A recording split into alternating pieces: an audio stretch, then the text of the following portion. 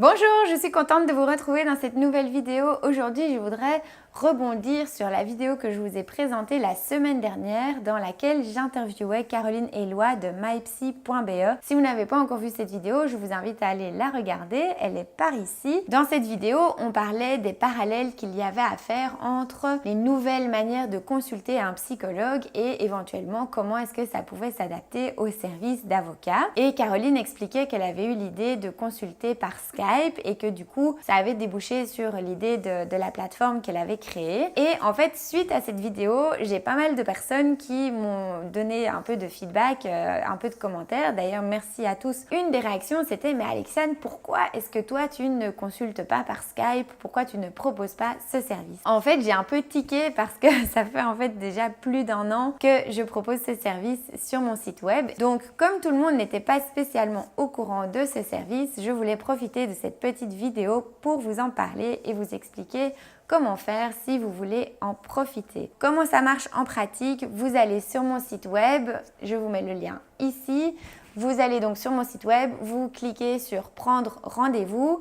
Là, vous allez avoir plusieurs possibilités et vous cliquez sur consultation par Skype. Et là, vous allez avoir mes disponibilités qui apparaissent. Donc, pour le moment, c'est un peu chargé, mais voilà, il y a des disponibilités assez longtemps à l'avance. Donc, vous pouvez regarder quelles sont les disponibilités que j'ai et quelle est la plage horaire qui vous convient. Vous cliquez et puis vous faites le paiement en ligne. Ça se fait via Stripe. Et dès que c'est fait, eh bien, vous avez la confirmation du rendez-vous qui est pris. Une fois que la consultation est réservée en ligne, eh bien l'idéal c'est de m'envoyer un petit email avec les documents qui concernent justement l'objet de cette consultation, les documents, les pièces de votre dossier en fait qui vont servir à l'avis que vous allez me demander pendant la consultation. Ça m'aidera justement à préparer cet entretien. Alors si vous ne savez pas quel document m'envoyer, j'avais fait une vidéo sur la création d'un dossier de pièces et je vous invite à la regarder par ici si vous ne l'avez pas encore regardée. Et c'est aussi utile à regarder de nouveau avant le rendez-vous. Donc le rendez-vous en lui-même va durer 1 heure. C'est le temps qu'il faut pour vraiment que vous puissiez m'expliquer quelle est votre situation, quel est le problème ou le projet que vous avez. Et puis moi, je peux alors vous donner des pistes et vous ressortez de cet entretien par Skype avec une véritable piste de réflexion pour la suite, un plan d'action pour les prochaines étapes. Et là, du coup, vous avez toutes les cartes en main pour voir comment est-ce que vous allez avancer dans le dossier, dans le projet. Voilà, donc ça, c'est un petit peu la manière dont ça se passe quand on a cette consultation. Et d'ailleurs, de plus en plus de clients sont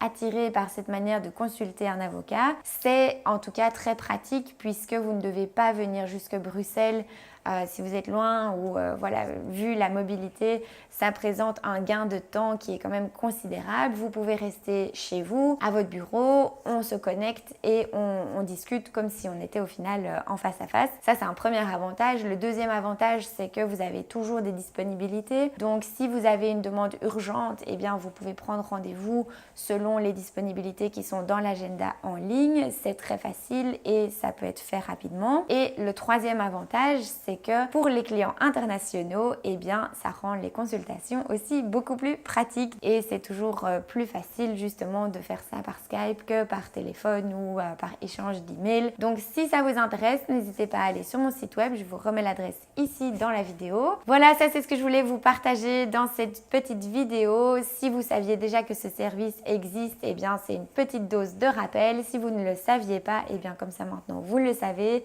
Si vous avez besoin de ce service, vous savez qu'il est à votre disposition. C'est ce que je voulais vous dire aujourd'hui dans cette vidéo. Donc si vous avez aimé, n'hésitez pas à mettre un petit pouce. Abonnez-vous à la chaîne pour recevoir les nouvelles vidéos dès qu'elles sortent. Et puis surtout, partagez avec les personnes autour de vous que ça pourrait intéresser. Moi, je vous retrouve demain pour une prochaine vidéo.